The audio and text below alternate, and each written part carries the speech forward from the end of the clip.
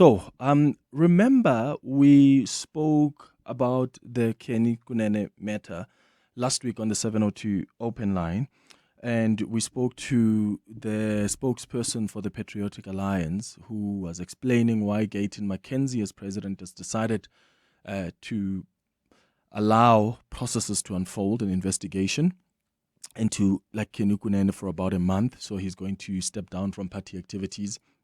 He's resigned as a councillor as well, so he's no longer MMC as well. And the whole issue is that he was found, remember, at the home of Katie Molefe, the man who was arrested. And he was arrested because he's linked to some charges and the murder of DJ Somebody. So when the police went to arrest Katie Molefe, you will remember that they found Kenny Kunene there. And then afterwards, after we spoke to the spokesperson of the Patriotic Alliance last week, we also spoke to the former Hawks head, General Godfrey Lebeya, because the KZN Provincial Commissioner Ntantlam Konazi claimed that there was a time when they went to arrest Molefe, and there is another group of law enforcement officers from the Hawks who tried to stop that arrest, and seemingly they were sent by Godfrey Lebeya. So we spoke to Godfrey Lebeya, who said, I didn't send people to go stop the arrest. And he said he was called by a police informant who told him that there are people who are identifying themselves as Hawks officers. Now, there has since been a development in that story. Africa News Global, which is the same news platform that Kenny Kunene says was going to publish an exclusive interview with Molefe. Remember when Kenny Kunene was found at the house of Molefe, he said, I was there to accompany a journalist who was going to interview Molefe, and the story was going to be exclusive on Africa News Global. Now, Africa News Global yesterday ran a story confirming that the person who actually called Godfrey Lebeya, who was then the Hawks head, is actually businessman Malcolm X.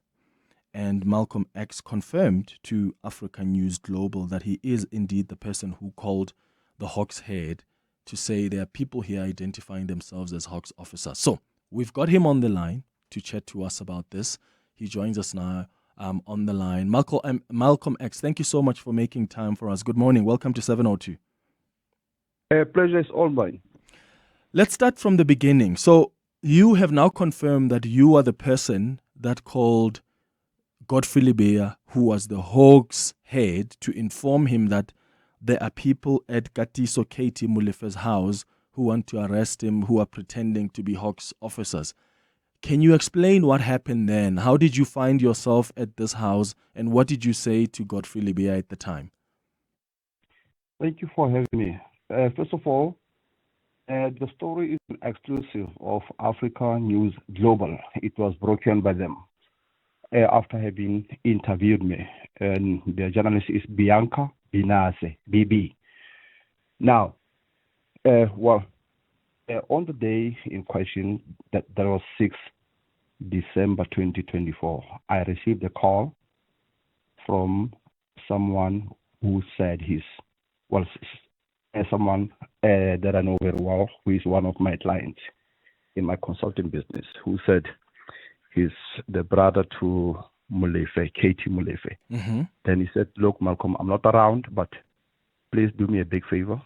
My brother just called me and said he's either about to be arrested or kidnapped and possibly killed by people who are masquerading as police officers at his house. Then he sent me the address.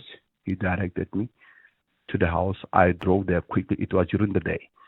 I didn't even have time to call for backup or tell the police about it. So I went there alone. As I was about to park, then I saw there were about 35 to 40 people in the yard, and there were many vehicles outside the yard. Mm-hmm. Then at the entrance, and they wouldn't allow me to enter the yard. And they said, they are police officers. Then I said, okay, from which division? They said, why is it my business? Then I explained them that their brother to the owner of the house asked me to come through. On arrival, Well, several of them were talking to me. Well, they were very rude, even refusing to show me their identification cards to prove they were policemen. Then I said, guys, this is very suspicious because there are people here wearing ballot levels, refusing to show me their identity cards. Some cars had no registration numbers. Then I said, if you are policemen, my name is Malcolm X. If you are policemen, please show me who I'm. Proof of that. So some said, hey, you can't be Malcolm. So I took out my ID and showed them that it's my real name, as in the name is Malcolm, surname is X. So I requested them to do the same. They wouldn't. Then eventually I said, can I speak to your commander? They said he's not available. At some stage, the commander came and said, yes, we are policemen. But some of them had already said, because I asked them from which division. Then I said, are you Hawks, Crime Intelligence, or SAPS? They said all that. And when they said all that, that's when I decided to call General Godfrey Lebeya from my cell phone. I called him, he picked up. Then I said, General, there are people here who say they are Hawks. Yeah. Some of them say they are Hawks, and they were sent by you to this operation. And I told him how I got to be there. Then he said, look, I have no knowledge of any Hawks members doing an operation in Sentin. Can I verify? He verified and called back and said, no. They are not Hawks because I just spoken to my people. Hawks members are not supposed to be there, but I will send teams to come verify them.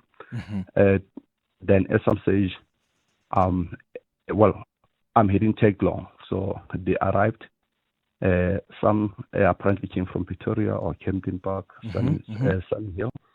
But then I then met Hawks members that I know personally from Job Exhibit. They arrived. Hi, Malcolm, how are you? We've been told to come here. We've been told that you are here as well. Then I said, I'm here. I'm the one that called General. Then they verified those people that they are. Then they came out and said, okay, it's confirmed. They are policemen. Okay. And but when I called the general, I actually put my phone on the speaker.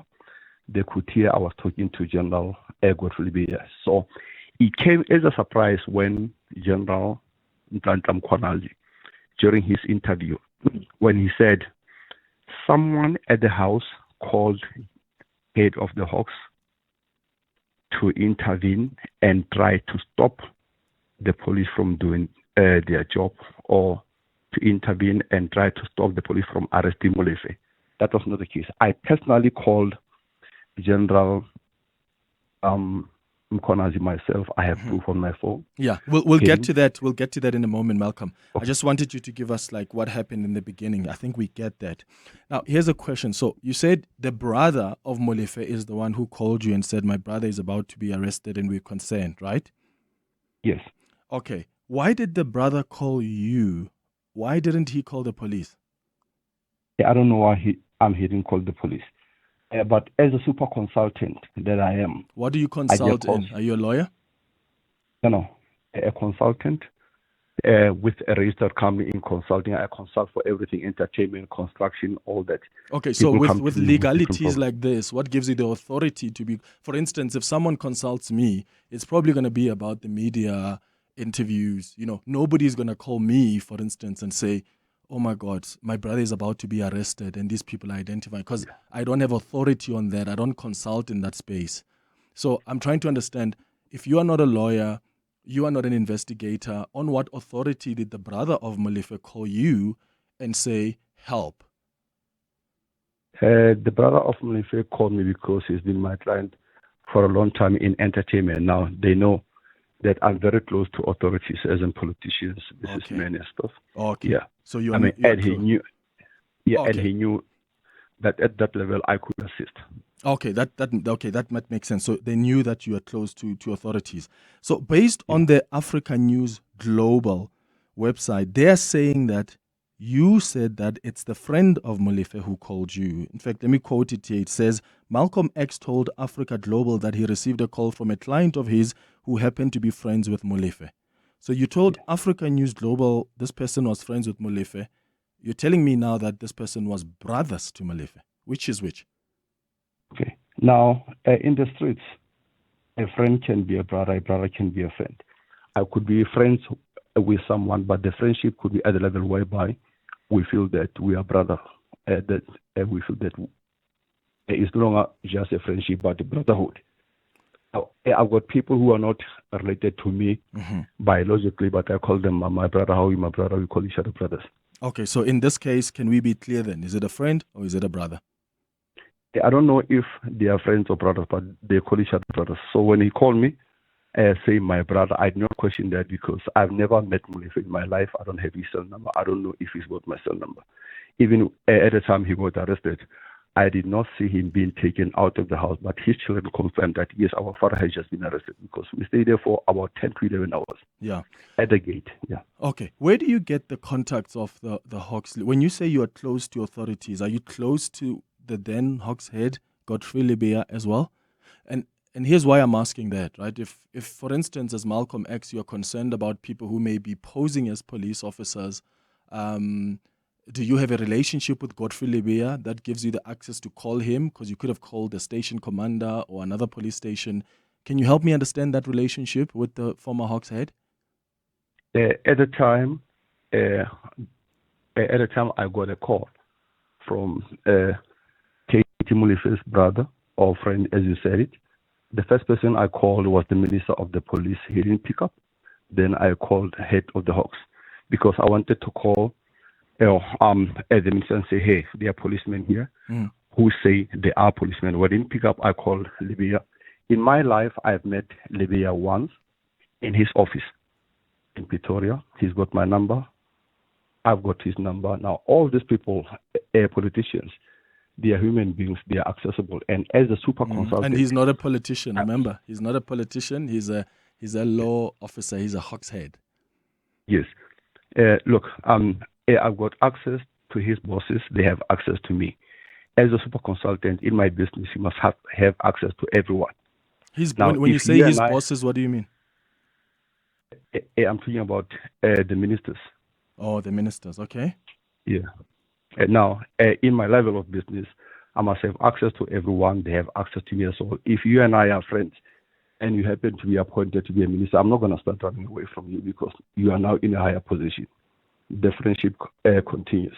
So do you think then Lebeya gave you access to himself because you have access to his bosses?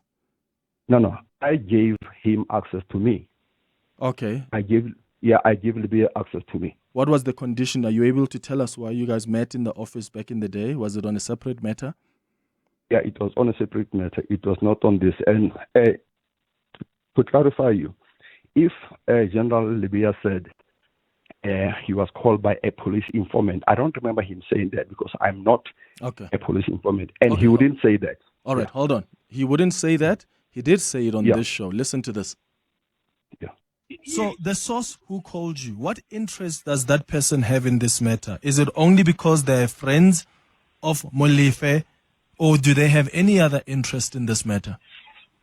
I do not know their relationship. Firstly, I don't even know this Molefe. I never heard about him before. So it's not one of the famous names that when a person mentioned it, one would have picked it up. So I don't know what is his relationship with this individual. It is something that this person himself can indicate. I just took it that they are general friends. But to us, we just took this is an information from somebody who has been providing information in the past. It's not the first time that he's providing the information. But then he's also friends with this man who was about to be arrested, and he has a relationship with the police because he's given them information before. The informant, all the people in South Africa, those who want to fight crime from time to time, provide information.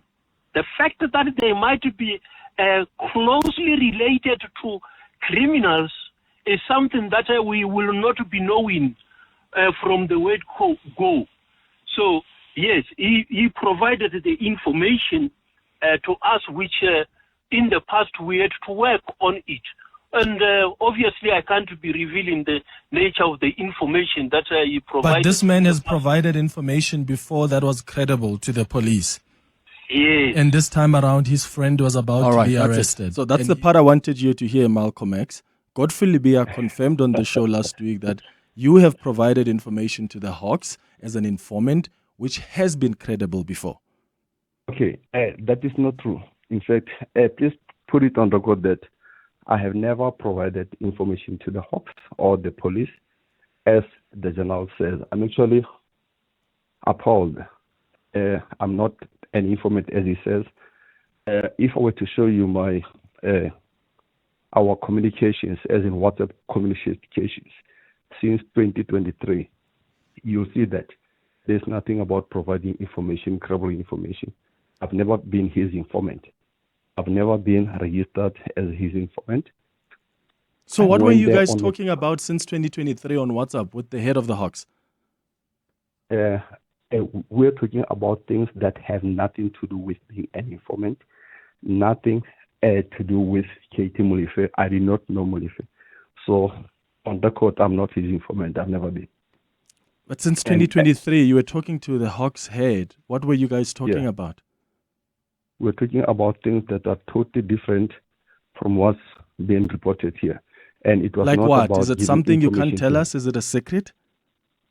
It's not something that I can discuss on the media. Why can't you discuss it? Because it's a privileged information. Okay. Does it have anything to do with the Godfrey Lebeya's work as Hawks head? Yes, it does. But it has nothing to do with being closely related to criminals, as he alleges. I heard he said the source closely related to criminals. First of all, I've never met Molefe. When I went to his house, I had to be given directions. Yeah. No, I get that part. I get that part. Yeah. Do you understand why some South Africans are listening to this and they're wondering, there's a businessman out there who's had a relationship with the head of the Hawks and he can't disclose what that relationship is? Because if you said to us, well, we were talking about information I was providing to them because I was an informant, okay, then that makes sense because you can't share that with us. But you had a relationship with the head of the Hawks as a businessman in the context of what Mkhwanazi has said about people who are business people, who have relationships with people who are law enforcement, who are in the law enforcement agencies. Do you understand why it's causing some confusion to some South Africans? I understand that. But it has nothing to do with one being an informant. It has nothing to do with having reported something to him. I'm actually surprised that, because I wasn't aware of this. Okay. That you just did let me listen. Did you link Kenny Kunene to Molefe? No. I don't know how Kenny Kunene and Molefe met, if they ever met. Okay. What's your relationship with Kenny Kunene? Kenny Kunene has been my friend since 2005 and a business partner as well. We co-owned the nightclub together for. We've been in the entertainment business for a long time. He's my business associate. Okay, so Kenny Kunene didn't talk to you about Molefe that, hey, we want to run this story on Africa News Global. I need his address and I need his contact details. No, he never spoke to me about it. In fact, I'm the one who volunteered, who called Kenny and said, hey, look, man, I saw an interview of General Godfrey Lebeya saying he will not divulge the name of the person that called him. I was surprised why wouldn't the journalist say I was called by Malcolm X. Then I'm the one that said, look, I want the public to know that I'm the one that called because I've got nothing to hide. Okay. And but I told the general before I called him, I said, General, I'm surprised that you did not mention my name. Then he said, look, because I didn't have your permission and I had to respect POPI Act. Yeah, then I said, I'm going to speak that I'm the one that called you. Then he said, I don't have a problem. I even said to him in my message to him, look, can I also use the picture that I took with you in your office as proof that we know each other and that, Okay. yeah. So you called General Mkhwanazi after his press briefing. Do you have a relationship with General Mkhwanazi? Because you seem to have a very close relationship with these top police officials, because you said you've got links to their bosses. They also have relationships with me. Yeah. It's a On two-way what street. basis? On what basis? I've never met General Mkhwanazi before. Besides to say, we had an international festival in Durban in May. Yeah. We brought Rick Ross. I was a joint venture partner at that festival, and obviously we had to interact with authorities in Durban, the municipality, and in one of the pictures, General Mkhwanazi met my business partner. Okay, so when you called him after his press briefing, what were you trying to clarify to him? I was trying to say, General, you said someone that called General Lebeya tried to interfere with the work of the police. I'm that person, and I was not trying to interfere with the work of the police. And what did he say? He did not pick up. Then 3 hours later, he called me. I also missed his call. The following day, I called him twice, but he did not pick up. Okay. Prior to that, I had sent him, after the festival, I had sent him a message to thank him. Okay. For a festival that went well, where our people were safe. Okay. So I've never had a telephone discussion with him besides missing each other's calls. Okay, got it. Should you be asked to come and testify at this inquiry with any information you may have had, are you willing to do that? If they don't invite me, I will go there and try to force myself in, because it's important for me to be there. Malcolm X, thank you so much for making time for us. I really appreciate you coming through. My goodness, my head is spinning because I've got so much to say. There's a lot that as a South African I'm concerned about based on what I've just heard.